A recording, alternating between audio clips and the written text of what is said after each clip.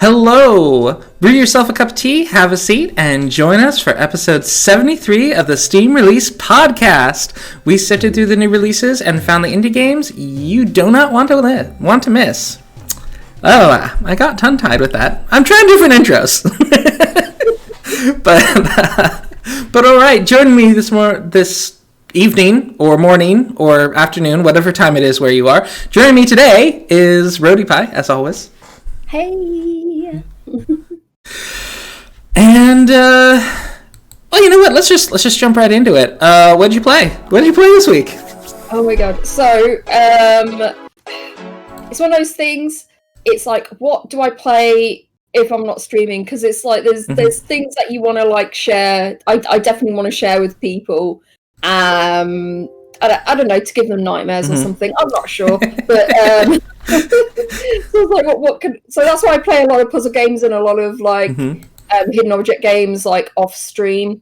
But I thought, oh, you know what? I'll dig through my list and I'll boot up Herald, an interactive period drama.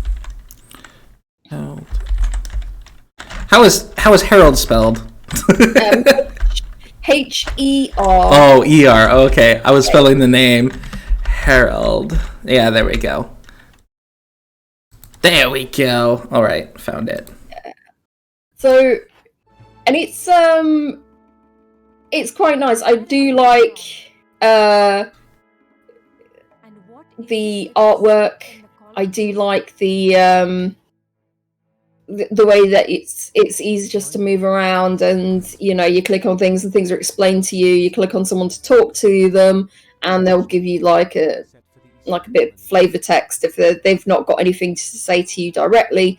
But I did only just start it. I'm only 40 minutes in, and nothing's really interesting is happening yet. So yeah, I'm just although I think there was a dodgy thing going on between the first officer and the cabin boy.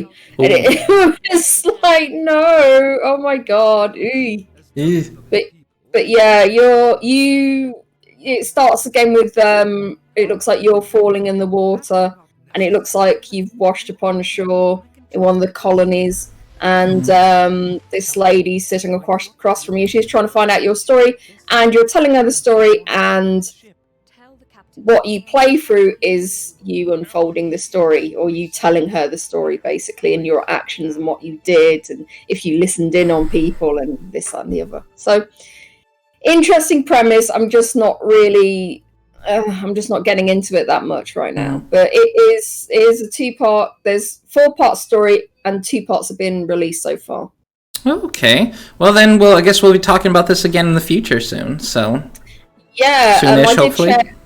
I did check to see if they're still working on it, and I think this was released in 2017, and they did an update in 2020 saying, yeah, they are still working on it. So okay. Yeah.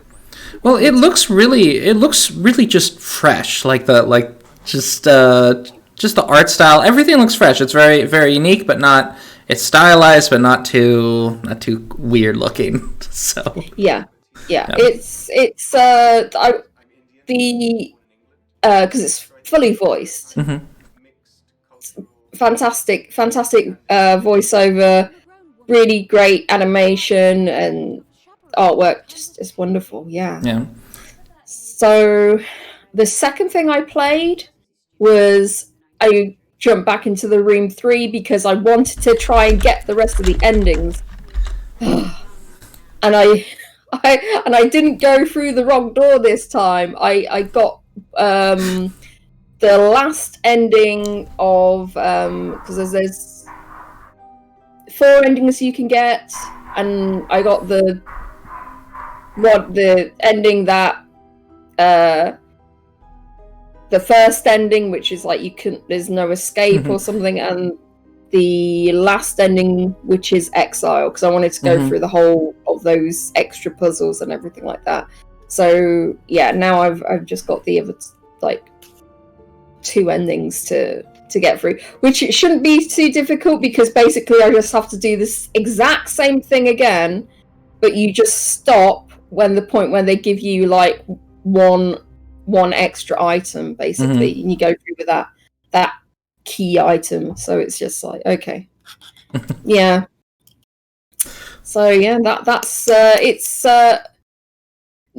thinking about it is it's going to be quite tedious because it's just like, well, I just have to go through the puzzles again exactly the same. There's not really a different structure of puzzles depending on the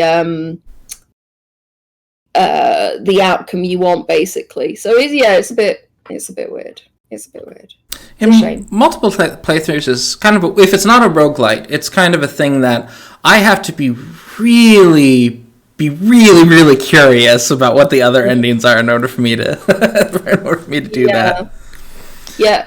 Spoiler alert. The one that I got just now, it basically I ended up on Mars, and there were like these ziggurats, and I went through one of them, and that was it. So it was just like exile. That's your exile on Mars. Okay. Yeah. Like, oh, okay. Yeah, right. All right. This is. I guess that's a twist. So weird. Oh, well. Is anything else? No, that's it. Okay. I was really stuck to what to play.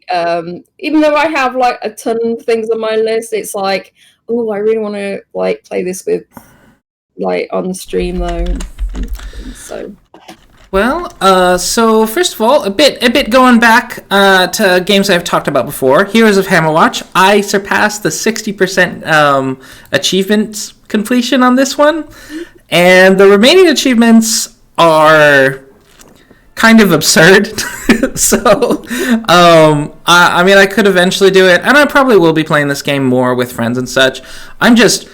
The new news came out about their next game, and I was just like, oh, I want to play it so bad, and so of course I ended up playing Heroes of Hammerwatch again. I really want to play the next game, which is going to be less of a roguelite and more of an RPG with a bunch of world building and story, which I'm really excited for.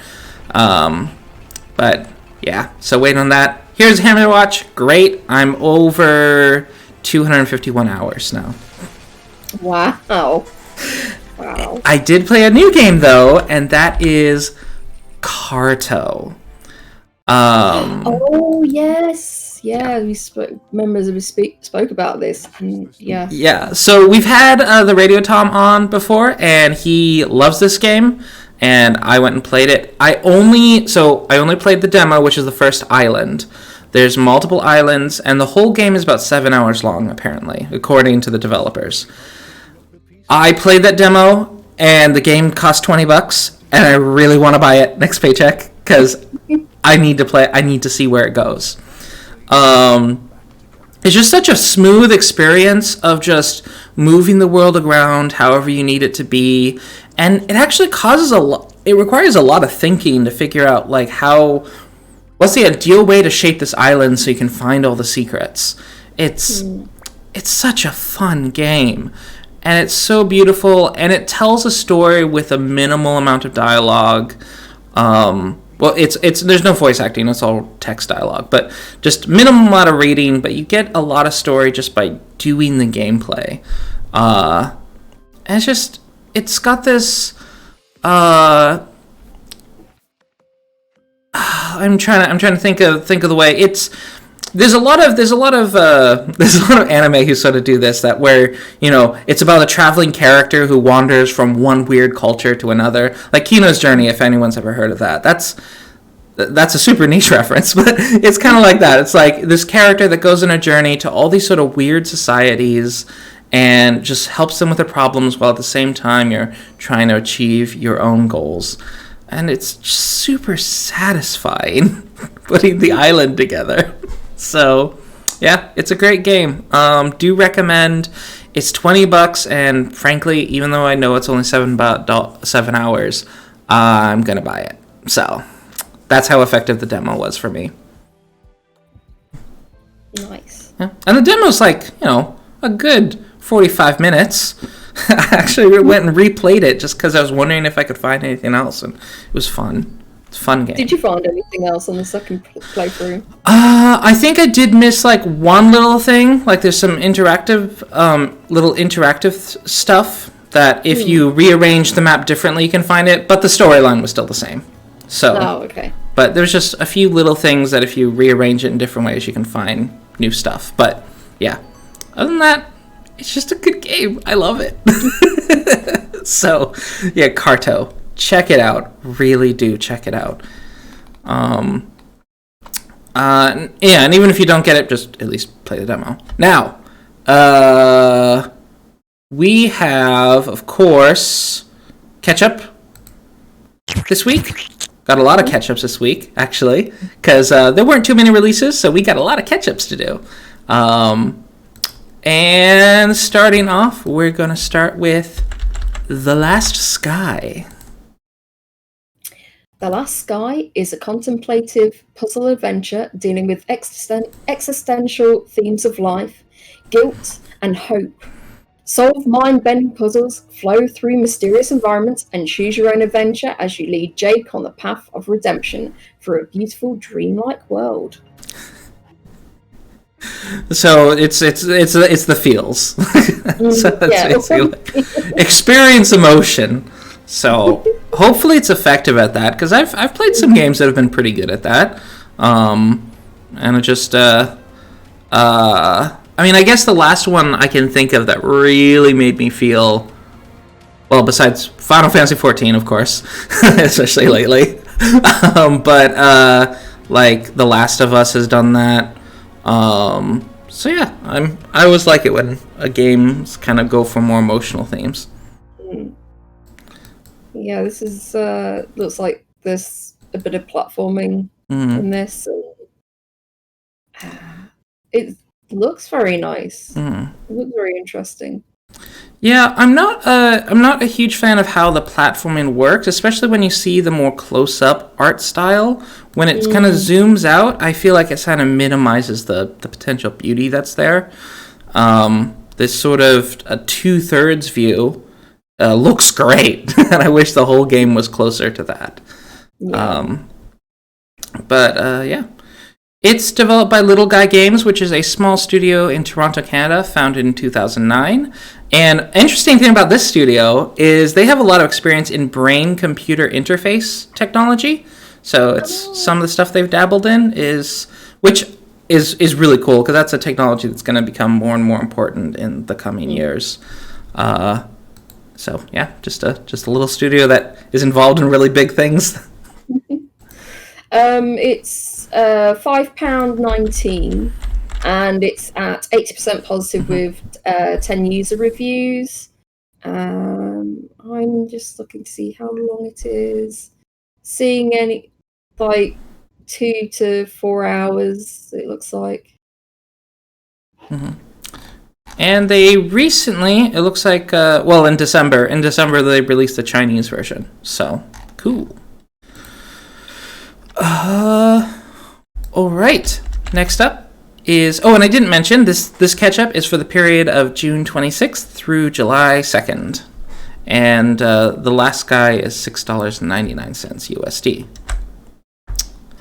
USD. Day Without Me is next up. You just woke up, and without knowing it, you were the only person left in the city. Well, that's short and sweet. You've piqued my interest, but not sure what kind of game it is from that. But it is developed by a small Indonesian team, Gamechom, which this team was started by Nanda Gamechom with his first teammate Heru in high school. So it didn't become a company until 2020, but in 2014, when the kid was in high school, they started this studio. So that's kind of a cool origin. Wow. Just looking at the different trailers here, and it's I quite like this like sort of minimalistic art style. You know, it's not got so many dark lines and everything. There's no outlines, and it's interesting. There's a horror theme going through it, and yeah, it says it's a walking simulator. So yep, isometric though, so that's kind of interesting. Isometric horror walking simulator. So yeah, so featuring plot, mysterious story, semi-open world, lots of challenges and mysteries to solve. So yeah, they're keeping very tight-lipped about about this. Yeah, this when they're as tight-lipped as that, I feel like it's almost like a Pony Island situation where it is gonna, no matter what you think it is not gonna be what you think it is. It looked like in one scene there was a giant coronavirus rolling after him. It's just like I don't know if that's what he was intending there, but that was quite strange. But it's £4.79, and it's standing out mostly positive at 73%, with 23 user reviews. It looks like it's about 2 hours. Oh, interesting. For one, so apparently it does not have any jump scares. Okay. And also, it has Javanese available as a language, which is not something you see very often. That's cool. Yeah, that is. It seems to be pretty positive. It looks like it's about 2 hours long, which isn't bad for $5.99 USD. All right. Next up, from a seasoned developer that we're quite familiar with, GEESE versus CTHULHU. It's a colourful and dynamic story about the magical geese and the evil Cthulhu. Incredible heroes and unpredictable adventures await you. Play for the three-headed super drake. Fight against huge bosses while listening to drive music. Remember that the geese are watching you. Yeah, so Anatoly Loganovsky, I'm sorry if I'm pronouncing your name wrong, but this dev is from Kurgan, Russia, and also developed the Mushroom Cat series. So Mushroom Cats 1 and 2, that's this dev. So you can definitely see it in your style. Once, because I was like, this looks really familiar, and it's like, oh yeah, Mushroom Cats. They did a load of like Hidden Folks type games like this year and the end of last year as well. Oh yeah, look at that. 100 Hidden Snails, Hidden Birds.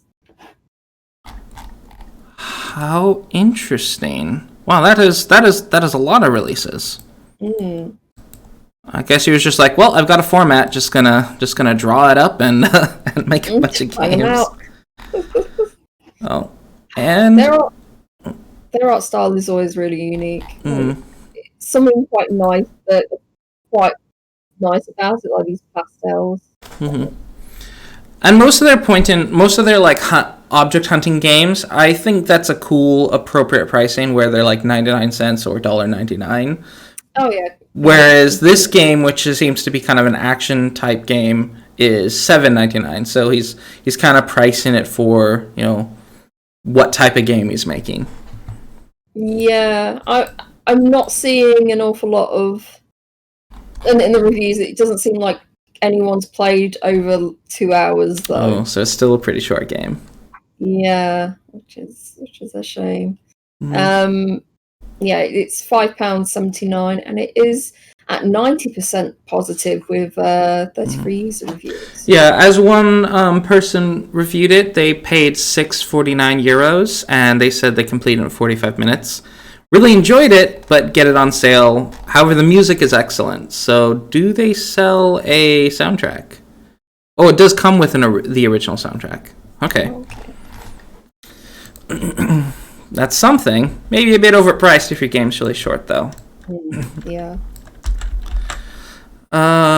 Coming up next is The Night Fisherman.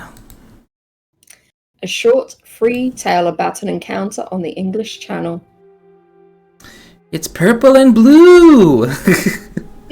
Kind kind of, if this wasn't on a boat in the middle of the ocean, it'd be like neon soaked. It's kind of the look. So the developers are Far Few Giants, which are based out of Belfast in the UK. They are a 2-dev team, but they are joined by Richard Campbell for this. So it's Default, Chard, and Richard Campbell, unless like Richard is a nickname for Richard Campbell. But I think it's a third person, so at least for my research. Also, this is the guy, like Default. Chard, they're working on Ring of Fire, which is the point-and-click game that I played. Oh, so cool. that style of that kind of neon and the shadows, that's very much in their style. Mm-hmm. But yeah, interesting. They've not brought out that point-and-click game yet, so this might be just a little project to give them a break, maybe. Oh no, Steam's decided not to load. It says features intense maritime story set in the English Channel, surreal, beautiful seascape. Choose your fate. Will you get out of this alive? A cinematic experience where you direct the camera. Surging orchestral soundtrack by Richard Campbell. A homage to one of cinema's greatest scenes. It's roughly 5 to 10 minutes in length. Mm-hmm. Yeah, and it's free, so its brevity is nothing to put it down for. 5 to 10 minutes is if it's a polished, interesting experience, that seems really neat. Yeah, and it's standing at 84% positive with 804 user reviews. Well, 5 to 10 minutes. I feel like I should just play this right after the show and see what it's like. All right. And yeah, it has over 800 reviews. Wow. Next up is Monolight by Bit Paradigm. Is a 2D platformer puzzle adventure game using tiny lantern go through the maze. Ooh, and this is another sort of the shadow puppets aesthetic.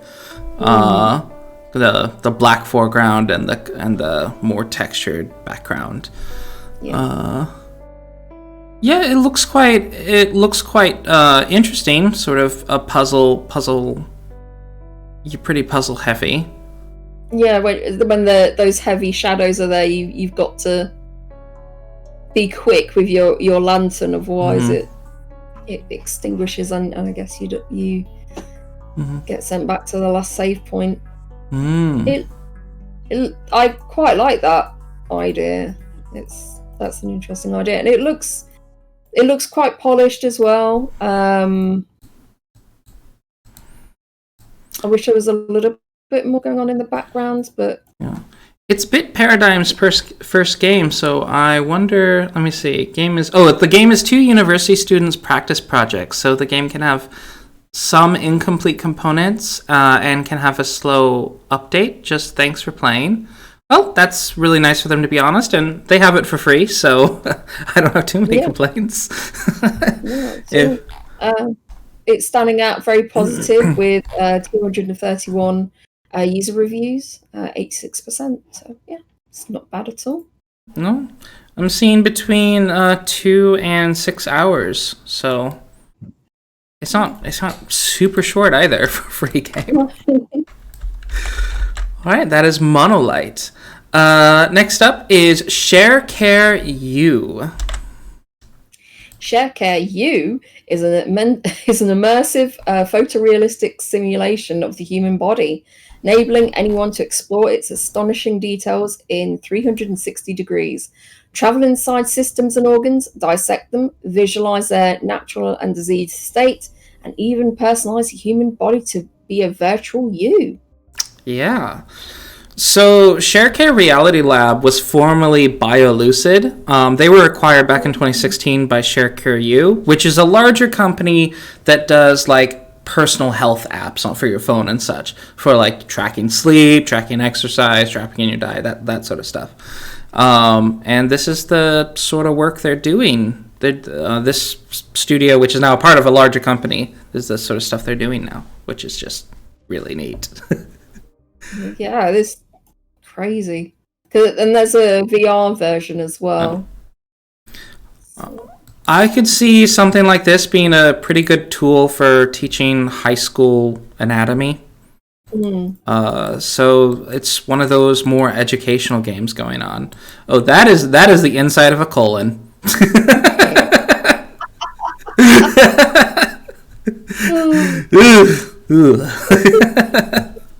But yeah, so if it may gross you out a lot, but it could be a pretty cool thing to check out. Yeah, I mean, I saw this and I threw it in there because I thought, even though it's not like a game, it's just such an interesting thing, educational tool. And I love stuff like this. Yeah. I need to compile more of a list of like sort of educational games as well. That's something I need to. It's $24.99 and it's starting at mostly positive with 79% with 24 user reviews. There is a Sharecare Pro, and I don't know. And it's got all the DLC, but that's over £200. Yeah.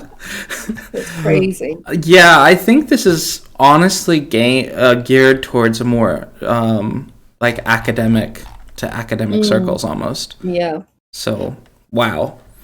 But yeah, Sharecare, that is amazing, and this is probably made possible just because you have such dissection, but also advanced imagery like MRIs and such. So that is really interesting. There's a free demo, so if you guys want to check out some internal organs, yeah, you can check them out for free. Yep. Next up is the Otterman Empire. An intense quickfire party shooter for 1 to 4 players. You must gear up, strap on your jetpack, and travel across the galaxy in havoc-causing party game mayhem.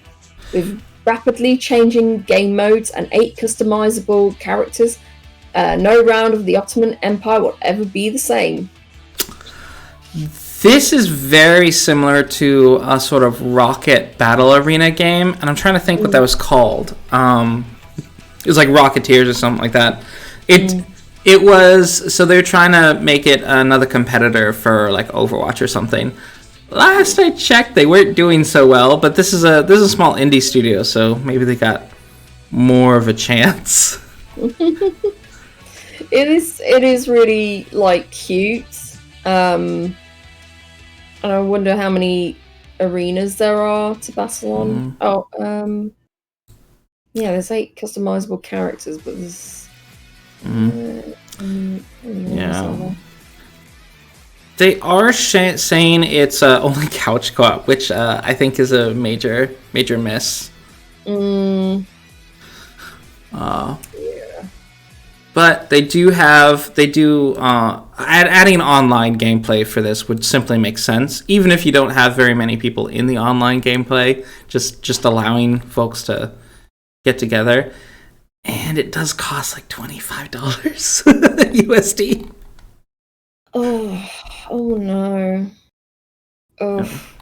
We have some huge announcements in the new year, and we can't wait to tell you about all about them, from new features to new maps, new characters, and more price drops. A roadmap is on its way. Yeah, maybe a little bit too ambitious. I mean, this is a small studio. They're Tryhard Interactive. They're based out of Manchester. They have 4 full-time devs and 4 freelancers.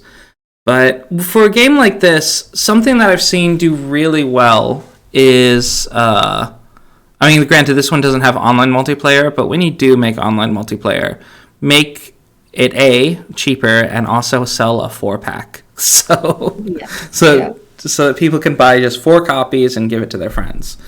So yeah. It's £19.99 and it's at 84% with 13 user reviews. Yeah. Yeah. Let me see, is there a campaign? You can go solo, but there's basically it says it just has challenges and campaign mode with 8 levels. So, I mean, it looks like it does look potentially very fun, but I think just the combination of the pricing, the fact that I know that this has kind of released and not done well in another game. Definitely, I hope your updates and marketing can kind of turn this around, because games like this need a big audience if they're going to be a multiplayer, or they need a lot of content if they're going to be single player. So next up, they have Clay Game. Oh, what was the cost in pounds again? £19.99. Okay, so at least they adjusted for that. Yeah. Next up is Clay Game by Andy Schmitt. Explore a world handcrafted from clay. Make dumb jokes with your fox cat friend. Use magic to solve puzzles. Can you solve the mystery at the Wizard Tower? It's claymation.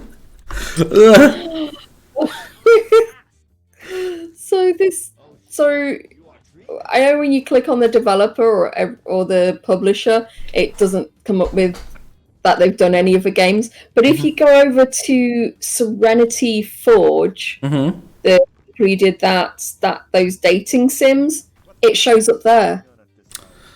Really? Yeah.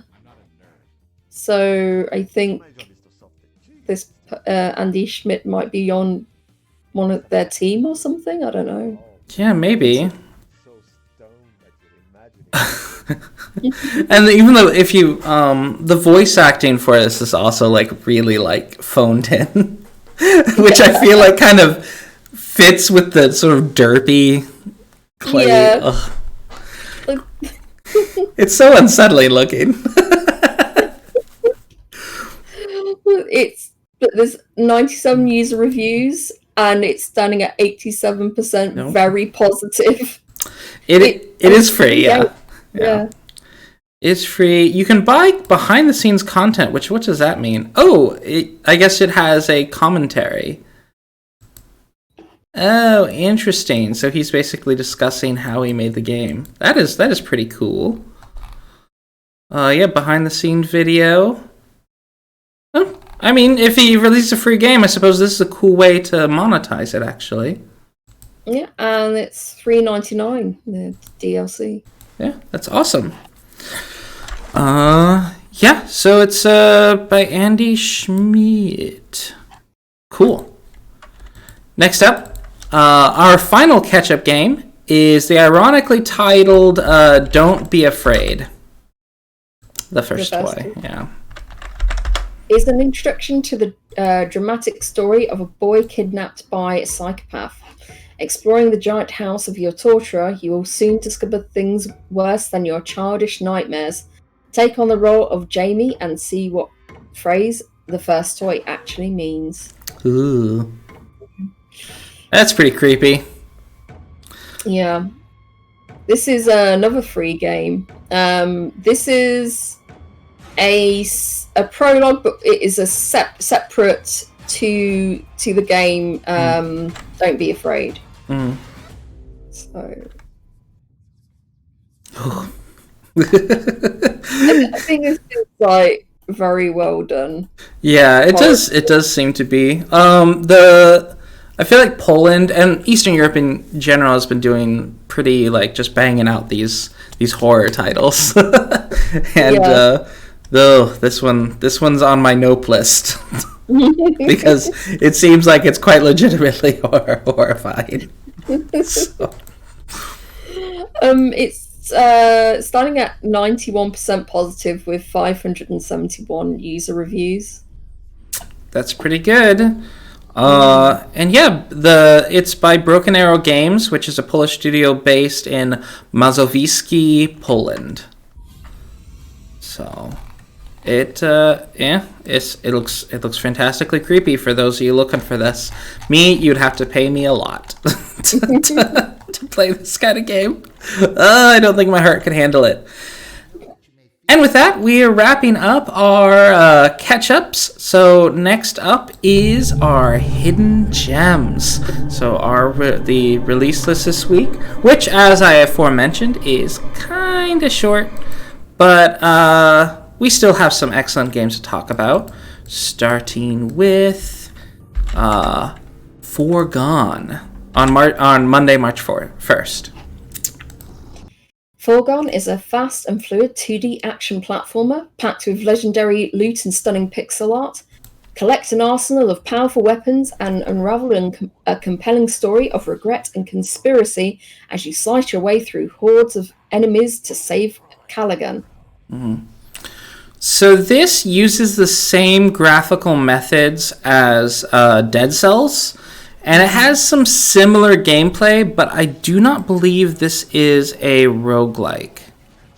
Yeah, no, this is a Metroidvania. So slightly different genre, but very similar aesthetic and gameplay to Dead Cells. It does. Yeah, the animation it looks fantastic. Mm-hmm. Yeah, and so I've seen some people go like, is this a clone? It's like, no, it's definitely not. It's got significantly, it's a different system, it's a different genre, but it is kind of neat that this sort of art style and art development style, where they basically put pixel art over 3D, is being picked up by more studios, because it was a cool thing that Dead Cells kind of pioneered, and it's pretty cool that more games are going to be starting to use this style. Well, there's secrets, quests, merchants, outposts with fast travel, different grades of gear that's upgradable, and I think there's voiced as well. But yeah. Yep, it's got full audio in English, so it's got at least some voice acting. It looks really fun. This one's on my wish list. Yeah. Just straight up. 20% off right now at £12.39, and it's standing at very positive with 81% and 135 user reviews. My main problem with these types of games is actually finishing Metroidvanias. That's my main issue, because it's like backtracking and stuff. Yeah, it doesn't say how long it is, and seeing various different times on reviews. Yeah, probably upwards to 20 hours, but yeah, not sure. It's $15.99, so, but I've seen as little as like 9 hours, so not sure. But yeah, it looks cool. It's good enough to get on my wish list. Next up, Tuesday, March 2nd is Maquette. Maquette is a first-person recursive puzzle game that takes you into a world where every building, plant, and object are simultaneously tiny and staggeringly huge. This is so trippy, but really cool idea. Yeah, I like it. You're in this house, and then you're seeing the layout, and then you roll the dice, and the dice rolls next to you in a massive, but it's absolutely massive. It's awesome. Yeah, that's quite fascinating, because then you go out into the big world and you can lay something down, and it's like, oh, now I've got a ramp, or like, it's so interesting. Such an interesting idea, and I'm wondering. It's so brilliant in its kind of simplicity, and I'm wondering, like, oh, why haven't I seen something quite like this before? This is really cool. This is a cool castle. It's looking between 2.5 to 4 hours. Yeah, which I think is fine for like a nice puzzle game. Mm-hmm. It is $17.99, so maybe it would be more of an on-sale thing, but it's still such a cool concept. Yeah. And it's by Annapurna, so you know it's good. That's the publisher. Oh, the publisher's... the developer's Graceful Decay. Yeah. 10% off right now at £13.94, and it's standing at mostly positive, 72% with 146 users. Yeah, looking at it on a though, I don't think they publish bad games. Yes, it's true.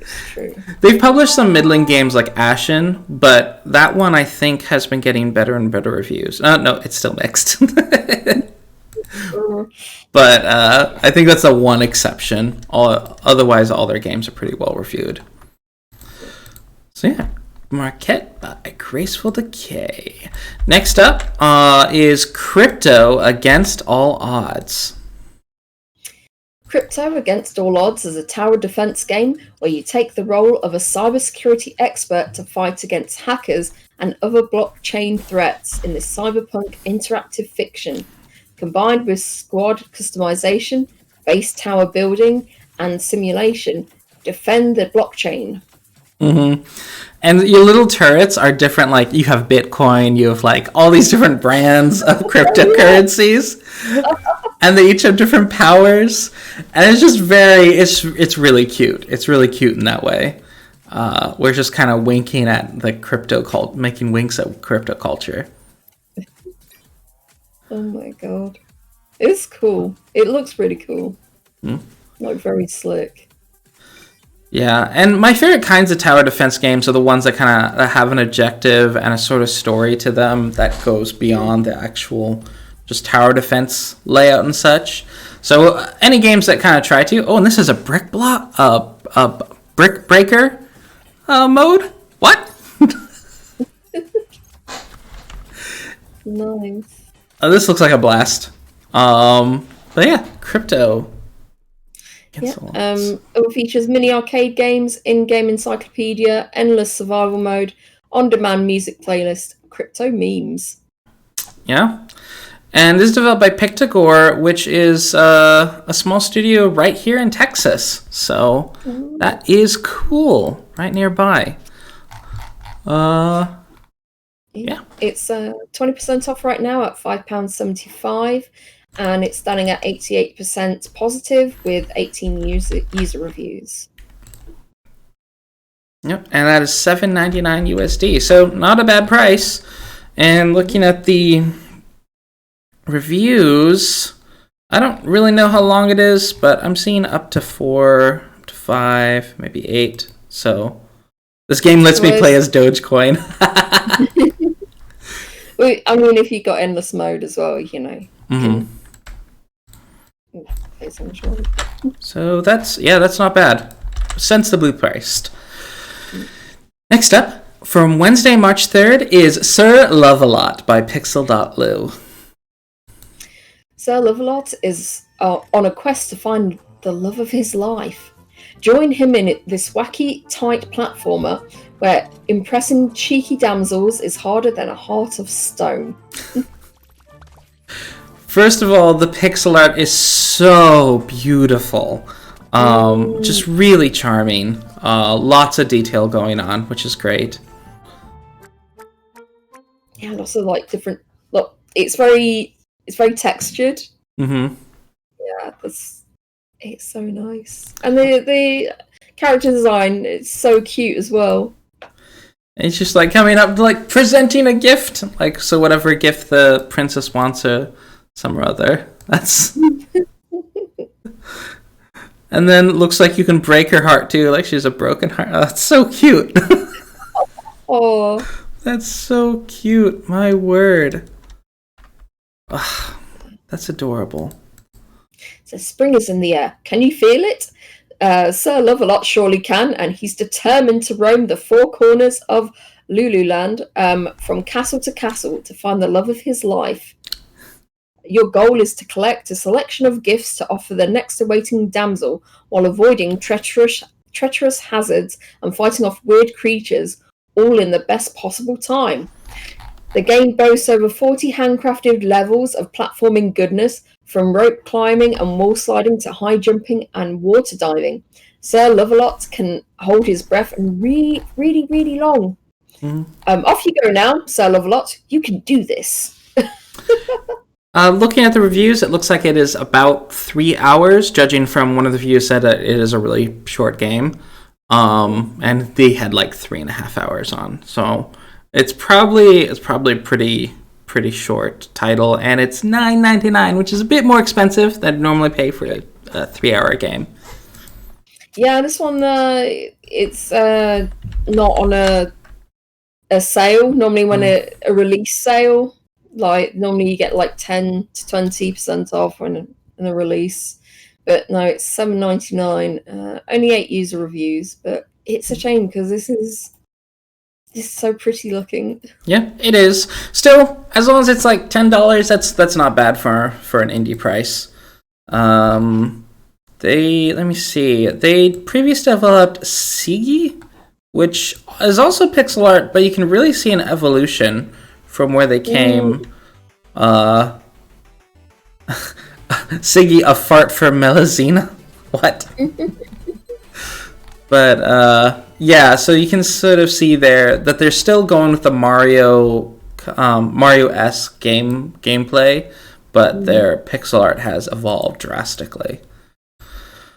So that is always awesome to see. Next up, Thursday, March 4th, Male Mole.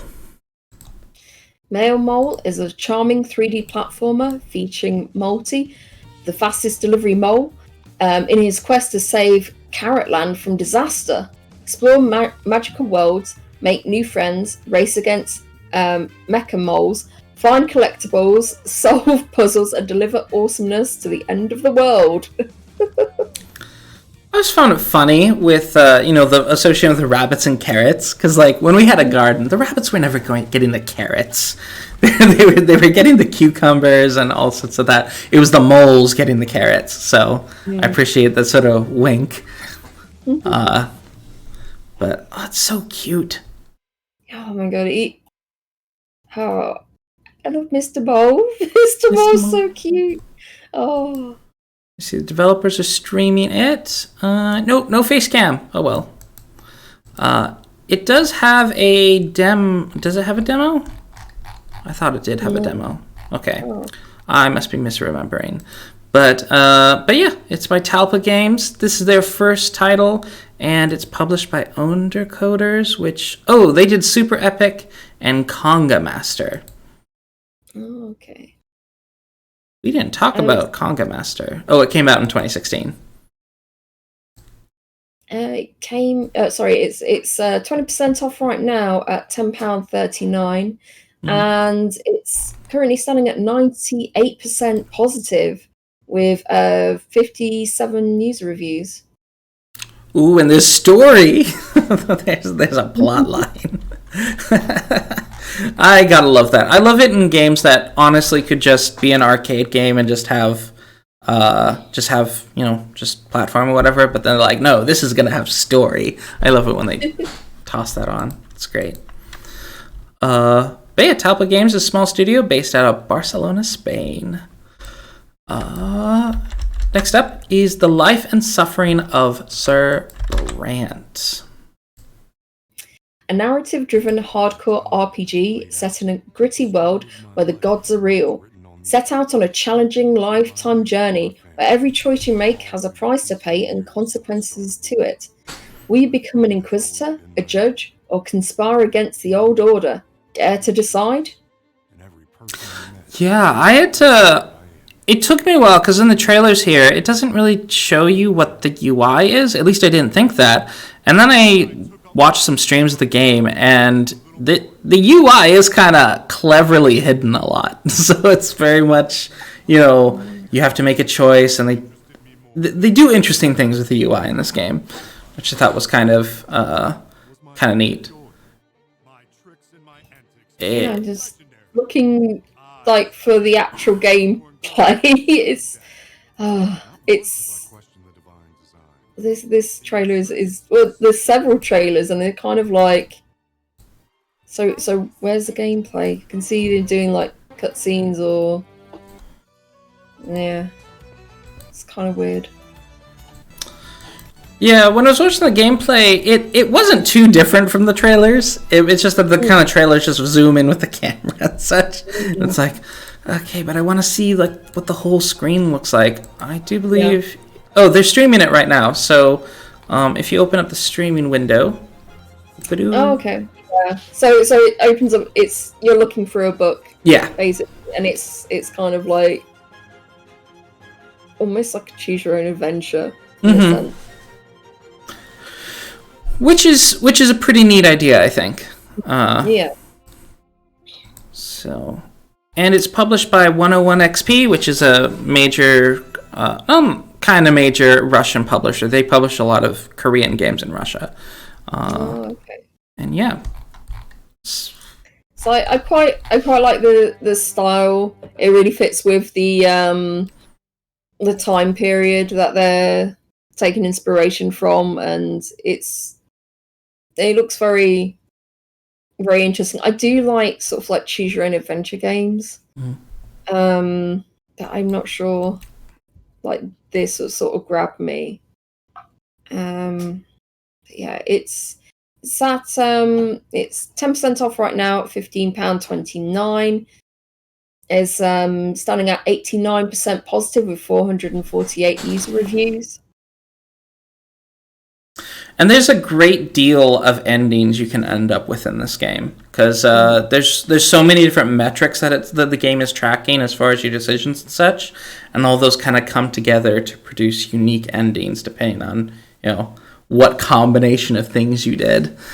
I think because of that, I've seen a lot of people with like over 20 hours of gameplay, which is quite nice.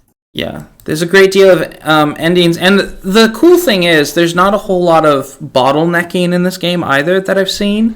Like when you make a certain decision, even early in life, like you're not going to intersect the other decisions very much. So it goes off on its very own thing, which makes sense because you're like, do you start as a pauper or as a noble? So you're not going to have too much overlap if you choose one of those two. So, are you going to be active in politics, or are you just going to be, you know what? I'm a traveling salesman. That's what I do. So, very fascinating. All right. So, I lost track where I am. There we are. We are down to... Oh, and this is $17.99 US. The Life and Suffering of Sir Brante.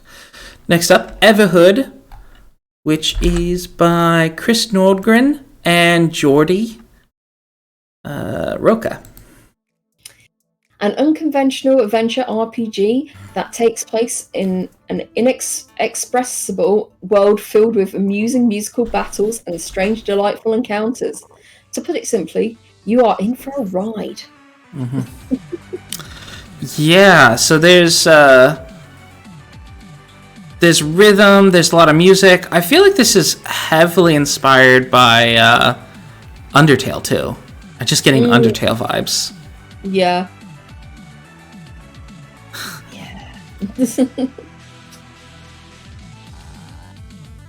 Yeah, lots of variety to it too. There's dungeons, there's some rhythm stuff, there's like racing, and then there's more kind of bullet hell boss battle stuff. So really quite a variety of stuff going on in this game.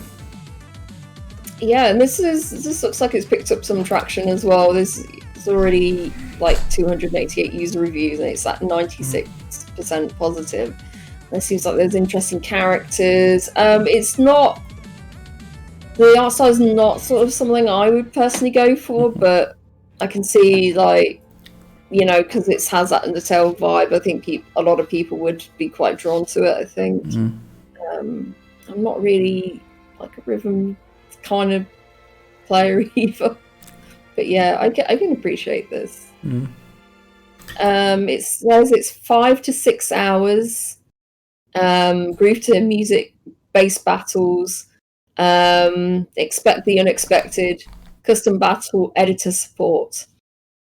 And enter a wild world with visceral visuals accompanied with magical music. Conquer a great challenge that awaits the bold. Yep. And there is an epilepsy warning, which I'm not surprised at, because that's what happens when you have a black background and then bright colors. So yeah, just note that. It's looking like it's up to 20 hours though. Looking at the gameplay. Oh well. Oh, they said it's like 5 to 6. 5 to 6. Yeah. Oh, in here. Oh yeah, 5 to 6. Okay, so someone's just been playing it over and over. Yeah. Ooh. Let me see. Are there achievements? Yes, there's 72 Steam achievements. So maybe there's an achievement hunting process then. Oh, I see. Yeah. Everhood. That looks fantastic. It's $9.99. Yep. It's $9.99 US too. Oh. You're getting shivved. All right. So next up, our final game for Thursday, March 4th, is Postcards by beloved Sock Pop Co. of Utrecht, Netherlands. A collection of 3 small games: catch fish on an ocean, solve a riddle in a desert, and make stew in a grove. All with 3 postcard-sized games. All within 3 postcard-sized games, I should say. Mm-hmm. I like that. I like that the directions and are in the postcard, and it's interesting artwork as well. I do like the last game where you're like making a stew and you're a ninja and you go through the land and you're cutting things down and avoiding obstacles or cutting those obstacles down. Now I'm like imagining, Assemble with Care. Now I'm imagining a game that's just postcards, but in an Assemble with Care kind of thing, where the postcards kind of open up into a diorama. Oh man, that's the thing with Sock Pop, is they just give these suggestions that are just like up for the taking for some dev to go like, you know what? Let's expand on this concept to a huge degree. And I would love this kind of game in like the Assemble with Care style. I'm one day we're gonna see like the big Sock Pop game that they're gonna do, and I'm really looking forward to that day. Because this game is super short. It's only 15 minutes. Yeah.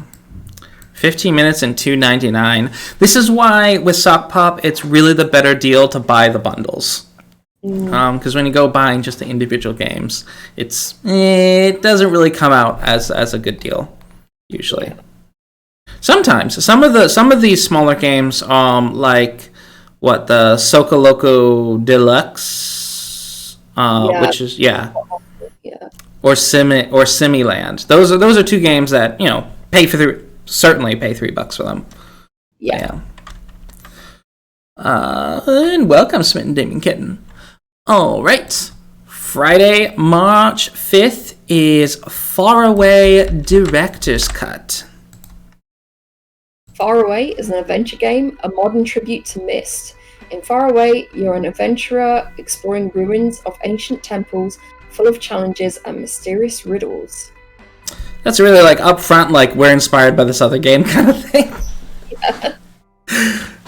Because Myst, to my knowledge, the Myst devs are still like, there was a Myst MMO as well, where it's like an MMO that's all about solving puzzles in a collaborative way, if I remember correctly.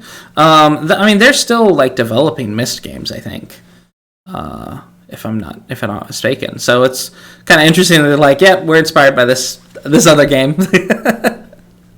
So the Myst devs did a Kickstarter like years ago, and they brought like a new Myst game to the world, and I think they've continued to from that because of the popularity of that. Yeah. So it's cool that they're sort of going like, you know what, we're gonna try a game. The art style is sort of minimalistic, reminds me a bit of maybe just the palette, but it reminds me of Firewatch. Yeah, kind of reminds me of Firewatch. But this is a good style for puzzle games because it's nice and clean, so it's easier to see what you're doing.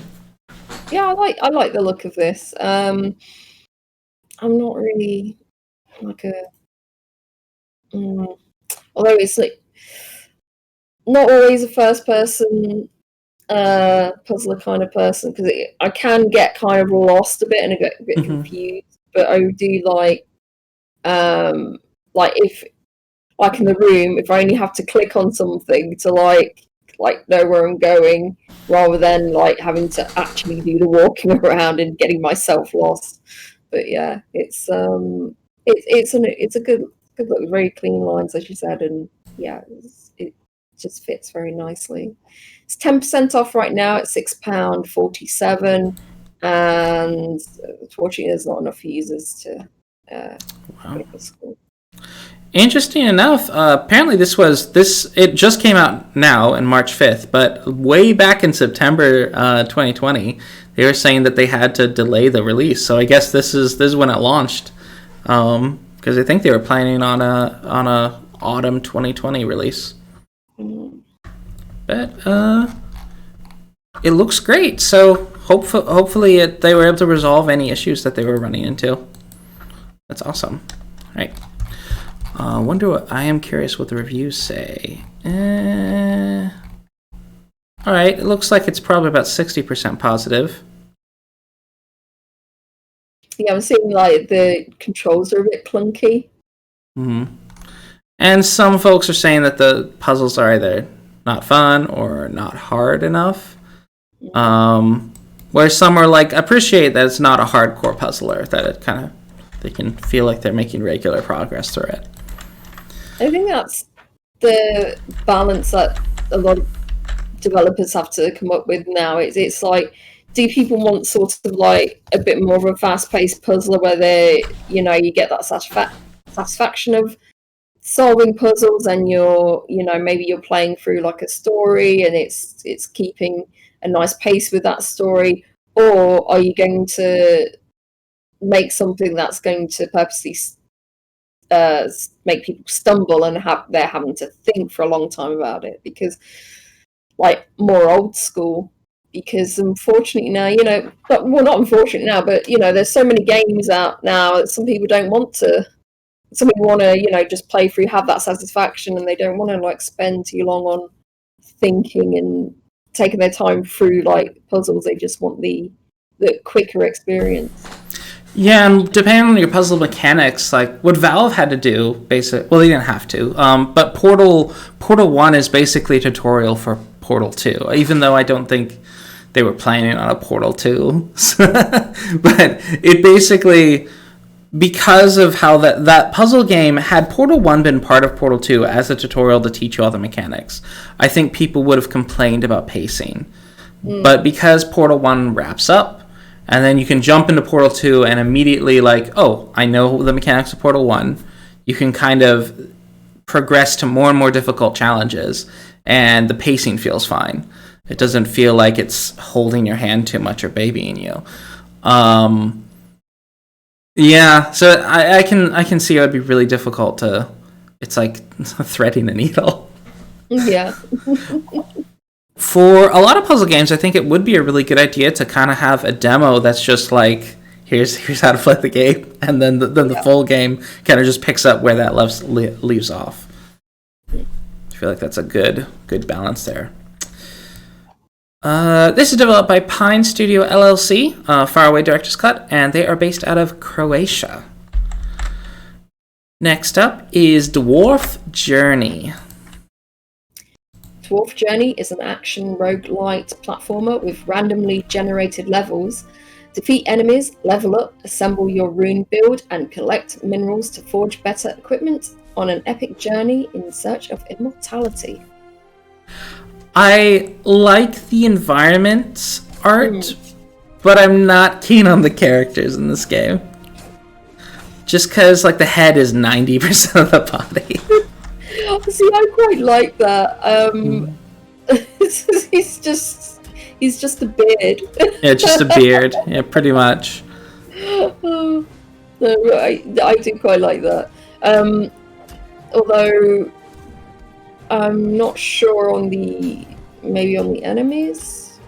Maybe Yeah, the enemies are kind of variable. Some of them are quite good looking, and others are a little more derpy. Yeah.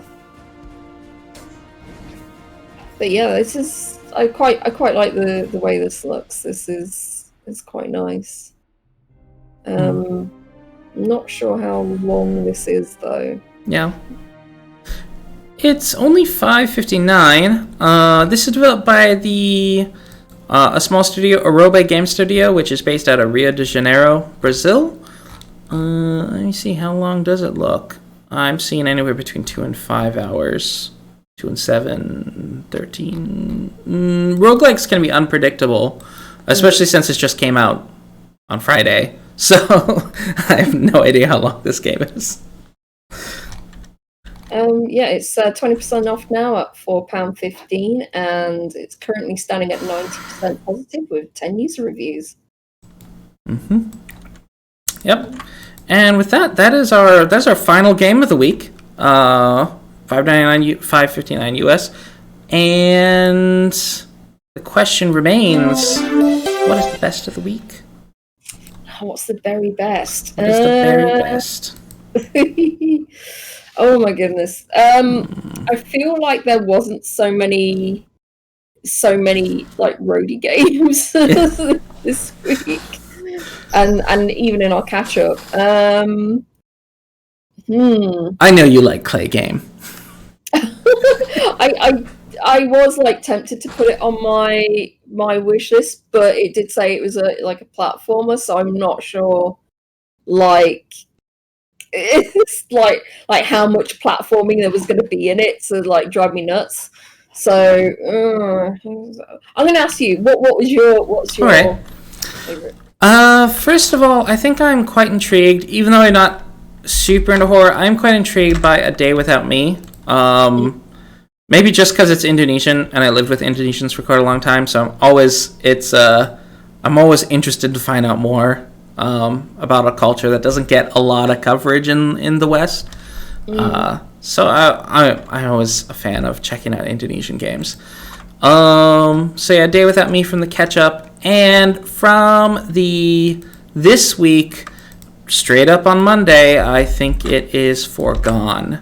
But you know, it's because I already have Dead Cells on my wish list. Of course, I'm going to put Foregone on my wish list too. Even though I don't often complete Metroidvanias. So yeah, what about you? Okay, I think The Night Fisherman, even though it's like, you know, incredibly short, that's I really like that developer's style, and I just think it can be quite interesting. That and maybe Clay Game, maybe, but it's how much platforming is in there that would absolutely annoy me. And I think this week, Maquette. Maquette. Oh yes, the Maquette does look very good. Yeah. There we go. Yeah, the whole like sort of mind-bending size play going on with this. It's so cool. I like the idea of a sort of recursive game. Yeah, it looks fantastic. It looks, you know, really well done. Really, just beautiful. And yeah. And it's one of those things where this is something you could only ever do in a game. So it's, you know, some like the simulators or the kind of RPGs adventures where you can kind of like easily imagine it. With this stuff, it's like, okay, I have to see it in order to kind of understand what's going on. That's cool. Yeah, so that is our best of the week. So before we do our goodbyes, you know what? I am kind of curious. I might need to play The Night Fisherman like right after stream. So you'll have to let me know how it is next week. Yeah. So what? But before we do our goodbyes and such, just Roadie Pie, what's your plans with the internet? Let's see. I'm gonna finish the Room 3 with the 2 other endings, and am I gonna finish the interactive Herald thing this week as well? I don't know. I think it's very much a mood thing because right now it's so dry. It's so dry right now, and I'm not sure if my interest is peaked enough. So I really want to get back into streaming. It's just like, I'm so tired. So, but whether you see me this week streaming or not, you can still find me on the podcast with Dewey. Okay. Well, I am downloading the Night Fisherman right now. I think that, let me see if this can download fast enough. Rather than going to hosting someone, I'm just going to flip the screen over to showing you my playthrough of the Night Fisherman. Since it's like 15 minutes, I can stay on for 15 minutes. So... Yeah, considering like how many catch-ups we had this week, I think we could have had quite a few more. Yep. And of course, yeah, and actually it's funny, we extended it to July 2nd. In my list, I didn't even have anything up through that. It was like up to, like my next skip was like July 6th. So next week it'll be July 3rd through probably July 10th. But I think it's a bit of a lull in summer games. And I feel like it's just my impression. I feel like there's a bit of a lull in releases. Just kind of, it's been happening for a few weeks, and I'm like, I wonder. There's a few things that might be happening. People, because in order to publish on Steam, you have to pay a $1,000 publishing fee. Maybe it's 100. It's 100. Oh, it's only 100. Yeah. Okay, so you have to pay a $100 publishing fee, and maybe with all its crazy in the world and stuff, maybe folks who have the shovelware and knowing they're not going to make that $100 back, they're going like, maybe I'm not going to put it out. And secondly, maybe just I don't know, maybe just people are like, oh, it's hyper competitive, so I really got to work on my game before I get it out. So I don't know. There's just been kind of a dearth of releases the last few weeks. I don't know. We have seen. I'm not sure about the shovelware because I did see a lot of drops really when we were looking through the mining through to find the gems this week. I just think, especially people that working in teams or something, it's if you need things in the office, I think some people like here in the UK is still in lockdown, so it's